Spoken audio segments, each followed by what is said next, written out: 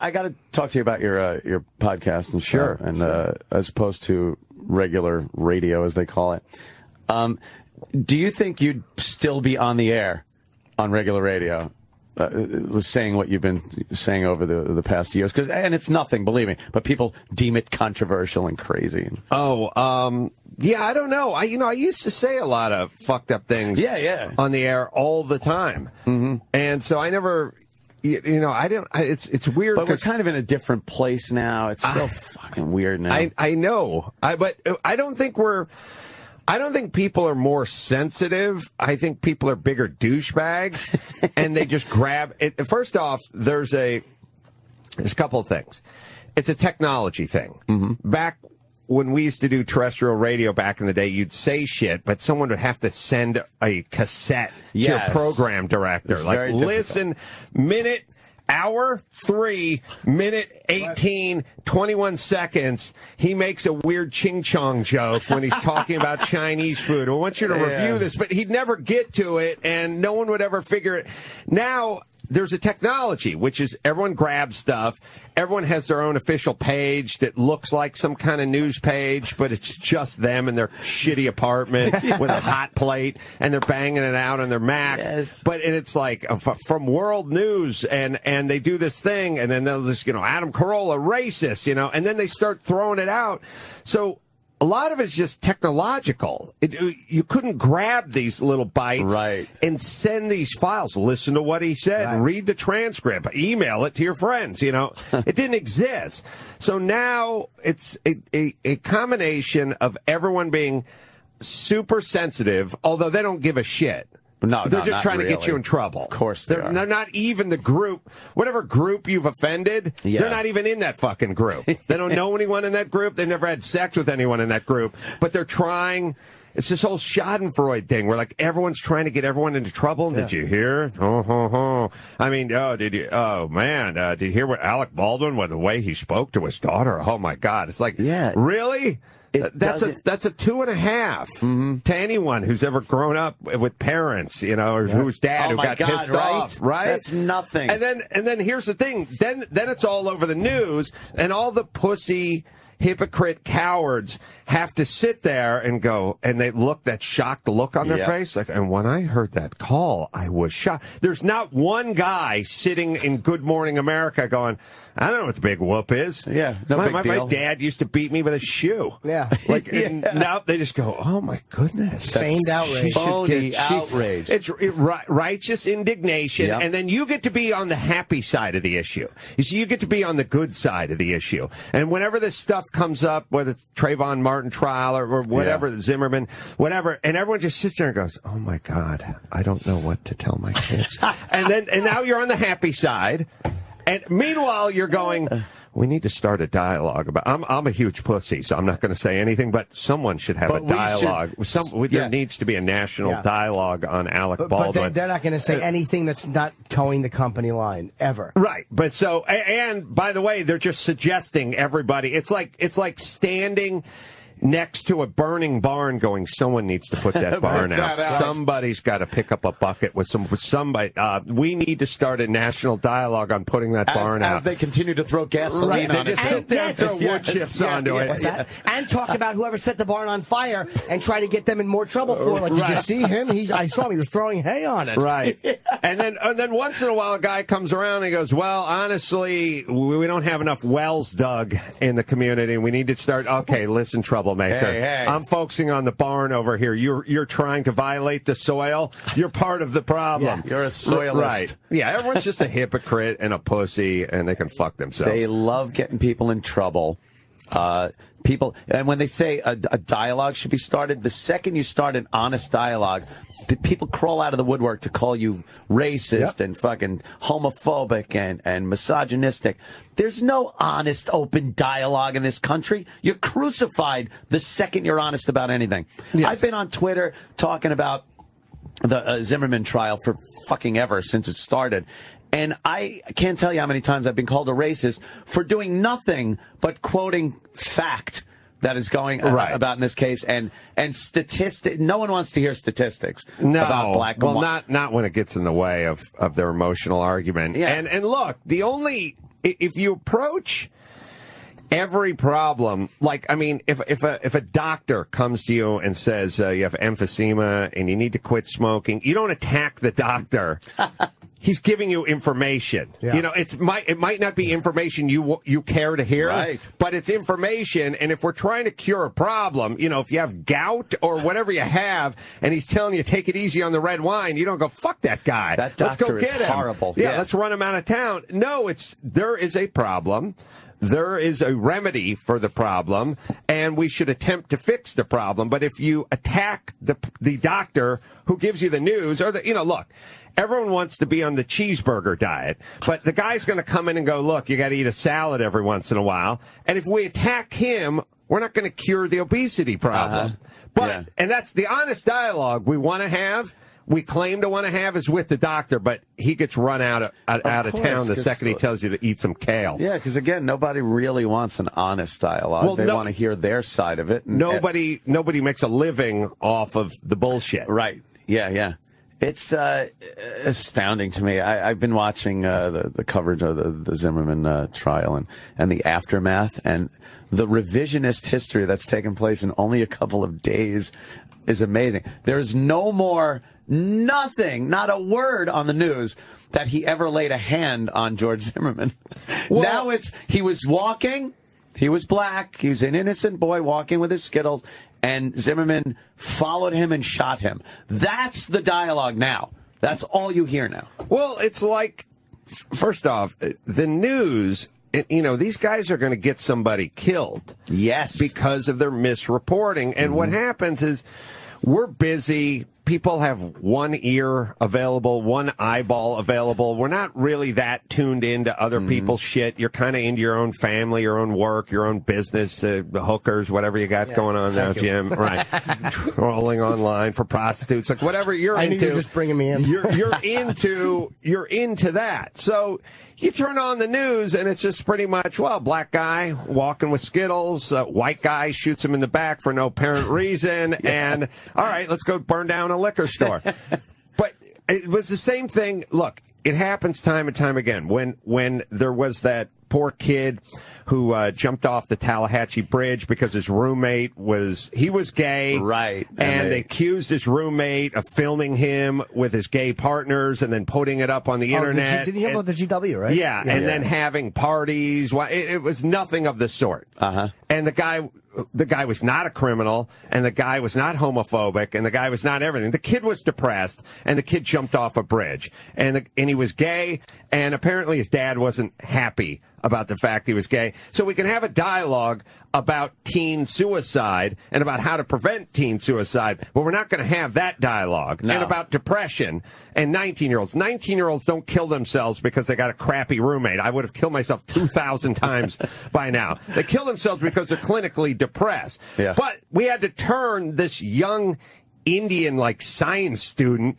into a homophobic, Murderer. gay-bashing monster murderer, and everyone wanted his head on a stick. And then at the very end, so what happens is you talk to the year goes by and you go, remember that story? Yeah, where that guy had the homophobic roommate who pushed him off the bridge. And it's like, no, that's not what happened. That has nothing to do with the story. And even at the end, when the guy went to trial, they didn't have anything on him because there wasn't anything. So the judge said, all right, we don't have anything. Just admit you're homophobic and we'll let you go. And the guy was like, no, I'm not homophobic. Just admit it. Just admit, I can sleep at night. Yeah. It's insane. You're homophobic, you're xenophobic, you're misogynist, yet no one's ever laid a hand on anyone. No one's done anything to anyone. It's the perception of it. I'll tell you that much. Oh, it's so fucking we sad. Love perceiving people. But here's the as thing being evil. that pisses me off the most. None of those people even give a shit. They don't think Not that little all. kid's homophobic. No. They don't think George Zimmerman's white. They don't even know. They just have a story, and they have to turn it into something. They love it. It's the news-ertainment cycle that goes on has nothing to do with actual news. And then you get these stations like HLN, which used to be headline news for CNN, and it was kind of the 20-minute cycle, and they would give you the headlines. And then you'd go to CNN if you want a more in-depth whatever. Now HLN, it's not headline news anymore, it's just HLN. It's still under the CNN flag, but it has nothing to do with news. It's Nancy Grace yelling her opinion. Hey, Right. that guy is good. Her backwards ass opinion on shit. And it's still disguised. People think it's the news. I'd say more about it, but I have a lawsuit against them for the Jodi Arias trial because it ruined my relationship with my wife because she's wrapped up the last 19 months of her life laying in bed watching a woman who's killed her husband or killed her, and like, this is it.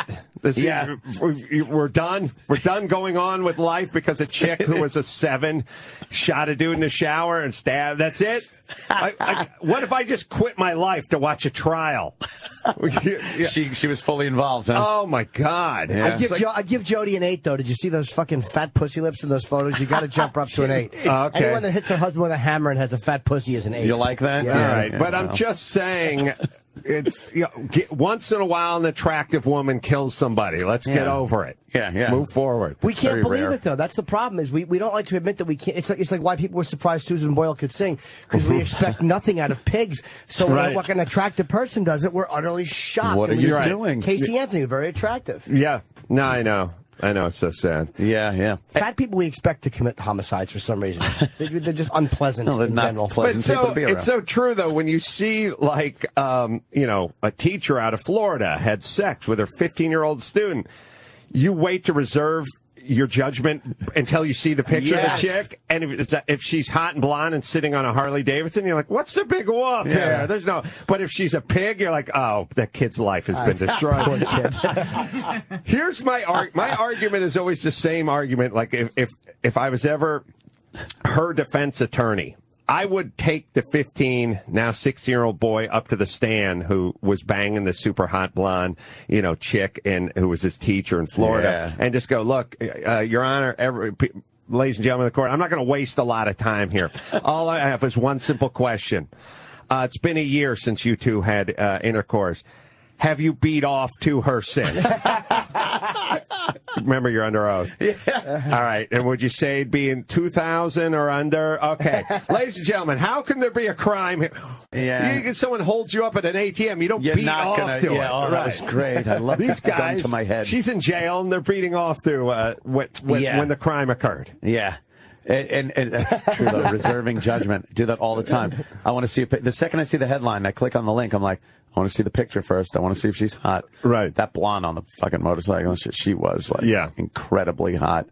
I know. And you're like, oh, where does that happen? I don't know. It's like magic. But can I tell you this? I went to my kid. I have twins. I went to their first grade, whatever.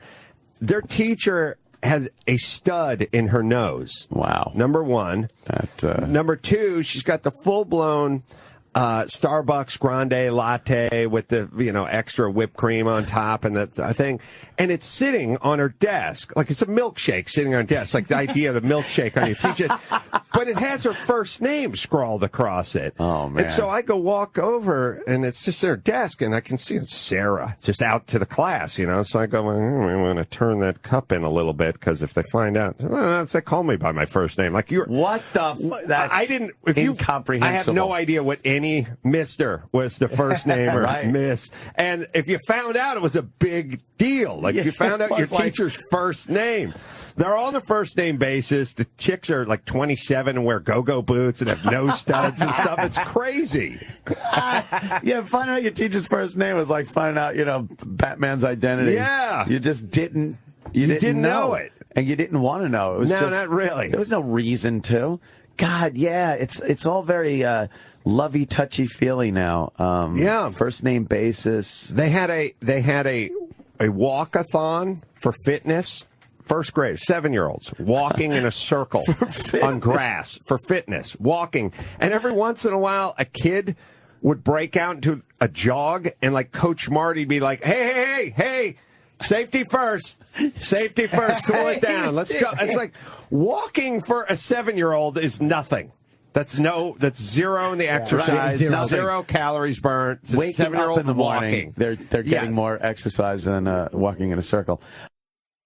if I'm doing stand-up, normally I'll just do a theater and get by with that. But if I'm doing the podcast, it's like do a club.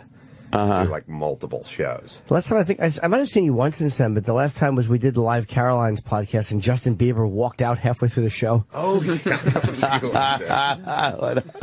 and it was a fun show too. But I'm such a pig. I think I might have bothered him. I don't know. I don't know what he was doing there. I don't know what he's doing, period. It's pretty funny to watch the self-destruction of a teen idol. It's really weird. It's embarrassing, too, because he's going through this, you're 18, 19, we're all kind of jizz buckets, and just to watch him humiliating himself, and it's like... Speaking of jizz bucket and Jim, I met your parents backstage at the Borgata. Were you working with Jay? Yeah. Oh, God. I wasn't working with him. Jay's just such a mensch. I was playing the Borgata. He was playing the Borgata. He called me and just went, "Hey, at the Borgata?" I said, "Yeah." He said, "You want to catch a ride?" I said, "Catch a ride to the airport?" Like I'm such an idiot, you know. You go driving to Philly. So you're going to drive me to Philly tomorrow? Because I got a Southwest flight back to L.A. He said, "No, we leave tonight." We drive to the airport tonight? No, I got a plane. I was like, "Oh, you got a plane? Oh, you're a ride on your plane. This is awesome." Nice. And he said he flies in to Atlantic City. Yeah. From Van Nuys to Atlantic City. Wow. Flies in that day. Gets in at 6:30. He doesn't go to his room. He just goes to his dressing room. So he goes from the airport to his dressing room, like everyone else upstairs, squeeze one off, quick shower, not in that order, lay out, take a nap, and then go do the show, He goes right to his dressing room, and he'll hang there for an hour and 20 minutes eating a little fruit, and then he'll go do a show, and then it's right back on the plane. He never goes upstairs. Wow. He never goes to his room. So he's Mr. Showbiz. Yeah, he said, just come on over, just drop your stuff in my room, and then when you're done with your show, we'll just take off. And I went to his room, and he was standing there with your kindly elderly parents. Yeah. And they're like, we're big fans, and they're out of a Rockwell painting, and you're from the band Rockwell. And they're like I'm the whole time I want to go, do you know what your son's up to? You know what he said? You have They're any more clue? than aware, I think. Are they? All right. Yeah. Horrified. Yeah, they are nice, normal You'd people. never know it. You would never know it. No. The lovely Nortons. And now I got to find this guy's name. I got to tell your guy. Where's all right. Is he Russian or? Yeah, he's Russian, but not Russian. One of the fucked up republics around. Yeah, I don't. By the way, I used to when I grew up. There was just Russia. It was Russia. And then Egypt was like Arabian Nights, like a size of a camel, and a guy with a turban and a flying carpet and stuff. What the fuck is going on? Now everything's fucking divvied up into separate little things. And they're all fighting, and you never heard of any of these stands and everything. And the guy's Russian, but he's darker than a Kenyan, and you're like, what the fuck? And he's declared a fatwa, and you're like, what? But no. you're Russian. Yeah. You're Russian. And by the way, I hope you're not sending any brides out from this neck of the woods, because my idea of a Russian bride is completely different than this. By the way, the guy's name is Gennady Golovkin. Gennady Golovkin. I mean, and when you read it, you can't. Gennady Golovkin is the best pound-for-pound guy in the world, but, he doesn't get as much doesn't roll press. off the tongue. Right. Do you watch a lot of boxing? I don't watch it anymore after UFC. Like, I can't, like, guys like Tyson and all those guys that, like, excited you because of who they were. Like, I can't find any boxers I really connect with. Maybe Mayweather's the only one. Well, Fighters, you know what it is? It's become a business. The thing about boxing is the heavyweight division is that's the jewel in the crown of boxing. And the heavyweight division has been dominated by two Russian-German guys who play chess and have doctorates. And they're in business to make money, but not to lose brain cells. Right. Back in the day, these guys would just trade. Their business was getting hit and hitting other people. Joe Frazier was going to go at it with Jimmy Ellis. Sorry. That'd be a good one. I've been hitting the head, too. Jimmy Ellis and guys like that. And that's all they did. There's 15 knockdowns in the first 4 rounds. If you see that, like George Foreman and Jimmy Ellis and guys like that. And now it's a business. Yeah. Like literally, the guy's like, I need to knock the guy out or just win the fight, but I need not to get punched in the process. And so they go out there with their condor-like wingspans and their crazy technique. And then also, they don't, the Klitschko's the nicest guys in the world, but they don't have that street pride. You know what I mean? Like, you hit me, I'm going to hit you harder. You know, it's like Mitch Blood Green and Tyson going after it. It's just lots of jabs, lots of discipline. And it makes for a super boring heavyweight fight. Right. Yeah. You want to see them just like windmilling each other. Yeah, you want that, bad blood. Yep. This guy's, on an online chess tournament later that night. Just got to keep his wits about him. Just a gentleman, a real gentleman. Yes, yeah. And nobody's been able to get near these guys for 5 years. You know what I watched the other night just to do it? Sometimes I'll go on and watch these old boxing. I watched fucking George Foreman against Ron Lyle. Ron Lyle. Yeah. Ron Lyle was a guy who did 7.5 years in a Denver prison for like a murder or a fucking manslaughter. What, black guy? Black. Yeah, I believe. I had to reread it. I couldn't believe it. I said, this has got to be a misprint. And I watched the stare down, and I'm like, what a tough motherfucker. And they said he wasn't afraid of Foreman. He wasn't afraid of anybody. No. And they were knocking each other down. It was one of the greatest things I've ever seen. My thing, it's never going to happen, but I don't get why it doesn't happen. Which the greatest thing ever would be if the two Klitschko brothers went on the Tonight Show. I went on Jimmy Kimmel Live. I went on one of the late night shows, and they just sat there and they were promoting a book, that they're writing together. And at some point, Jay or Jimmy would go, would you ever fight each other? And they go, no, my mom wouldn't, and they go, well, but if you did, who would win? Well, I mean, obviously I have a little more experience, but, we would never fight. And then and it started to escalate, and it started to build where one of them got beat by Corey Sanders, but the other one never lost to Corey Sanders, and then shirts start coming off, and next thing you know, they start pushing. That would be a $200 million pay-per-view. Yeah. Right?